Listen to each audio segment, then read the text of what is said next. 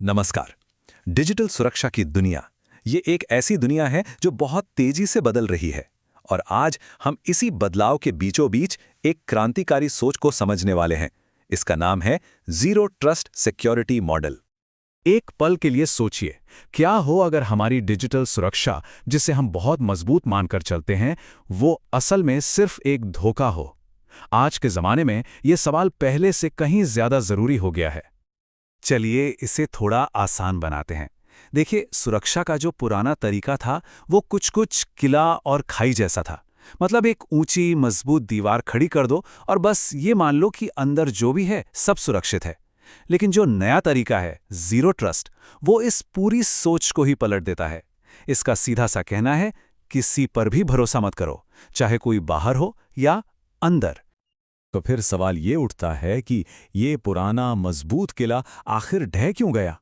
ऐसी क्या वजहें थीं कि हमें एक बिल्कुल नए मॉडल की जरूरत आन पड़ी? देखिए, सबसे पहली और बड़ी वजह है घुलती हुई सीमा। पहले क्या होता था, सारा डेटा एक ऑफिस की चारदीवारी के अंदर महफूज रहता था। पर अब डेटा हर जगह है। वो क्लाउड में है, कर्मचारियों के मोबाइल फोन पर है, उनके घर के ऑफिस में है। तो वो जो एक मजबूत दीवार थी ना, जिस पर हम इतना भरोसा करते थे, वो तो अब एक तरह से है ही नहीं। दूसरी बहुत बड़ी वजह है अंदरूनी खतरा। पुराने मॉडल की सबसे बड़ी गलती ये थी कि वो मानता था कि जो भी नेटवर्क के अंदर आ गया वो भरोसे के लायक है। अब इसका मतलब क्या हुआ? मतलब ये कि अगर किसी हैकर के हाथ बस एक कर्मचारी का पासवर्ड लग गया तो समझो वो अंदर है, और एक बार अंदर आने के बाद वो आराम से एक सर्वर से दूसरे सर्वर पे घूम सकता था और किसी को कानो कान खबर तक नहीं होती। और तीसरी बात, हैकर्स अब पहले से कहीं ज्यादा होशियार हो गए हैं। वो क्या करते हैं, अपने खतरनाक कोड को एन्क्रिप्टेड ट्रैफिक के अंदर छिपा देते हैं, जैसे कि HTTPS। तो जो हमारे किले की दीवारें थी, यानी हमारे पारंपरिक फायरवॉल, वो तो एक तरह से अंधे हो जाते हैं। उन्हें वो खतरा नजर ही नहीं आता जो सीधा दरवाजे से अंदर आ रहा है। तो इस ढहते हुए किले की इन सारी दिक्कतों का हल क्या है? यहीं पर जीरो ट्रस्ट का सबसे बुनियादी सिद्धांत सामने आता है। किसी पर भरोसा मत करो, हमेशा पुष्टि करो। यही है जीरो ट्रस्ट मॉडल का मूल मंत्र। ये सोच में एक बहुत बड़ा, एक क्रांतिकारी बदलाव है। ये कहता है कि नेटवर्क पर मौजूद हर एक इंसान और हर एक डिवाइस की पहचान को लगातार बार बार वेरीफाई करना ही होगा, फिर चाहे वो कहीं भी क्यों ना हो। ठीक है, तो ये किसी पर भरोसा मत करो वाली फिलॉसफी असल में काम कैसे करती है? इसे समझने के लिए हमें इसके 3 सुनहरे नियमों को देखना होगा। ये पूरी की पूरी स्ट्रैटेजी, आप कह सकते हैं, 3 मजबूत खंभों पर टिकी है। पहला, हर किसी की पहचान को बहुत सख्ती से वेरीफाई करना। दूसरा, एक्सेस को सिर्फ जरूरत के हिसाब से बिल्कुल सीमित रखना। और तीसरा, हमेशा ये मानकर चलना कि खतरा पहले से ही मौजूद है। चलिए अब एक एक करके इन्हें समझते हैं। पहला नियम है, स्पष्ट रूप से सत्यापित करें। अब इसका मतलब क्या है? इसका सीधा सा मतलब है कि सिर्फ सही पासवर्ड डाल देना काफी नहीं है। बिल्कुल नहीं। सिस्टम हर एक एक्सेस रिक्वेस्ट को उसके पास मौजूद हर डेटा पॉइंट के आधार पर बहुत बारीकी से जांचता है। तो सवाल है कि सिस्टम आखिर चेक क्या क्या करता है? देखिए, वो सिर्फ पासवर्ड नहीं देखता, वो पहचान देखता है, डिवाइस की हेल्थ देखता है, मतलब क्या वो डिवाइस सुरक्षित है, वो लोकेशन देखता है, और यहां तक कि आमतौर पर काम करने के तरीके को भी समझता है। जैसे कि क्या कोई किसी अजीब जगह से लॉगिन कर रहा है, या कोई अचानक से बहुत सारा डेटा डाउनलोड तो नहीं कर रहा। ये सब कुछ मायने रखता है।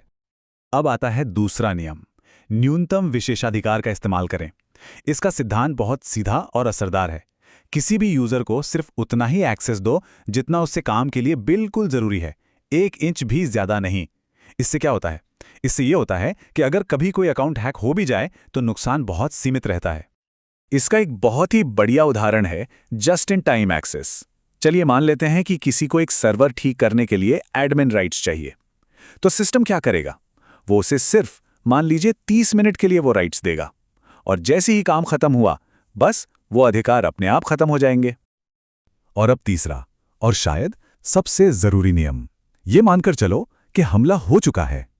ये सिर्फ एक नियम नहीं, ये एक मानसिकता है, एक रक्षात्मक सोच। आपको हमेशा ये मानकर काम करना है कि एक हमलावर आपके नेटवर्क के अंदर पहले से ही मौजूद है। ये सोच आपको हमेशा चौकन्ना रखती है।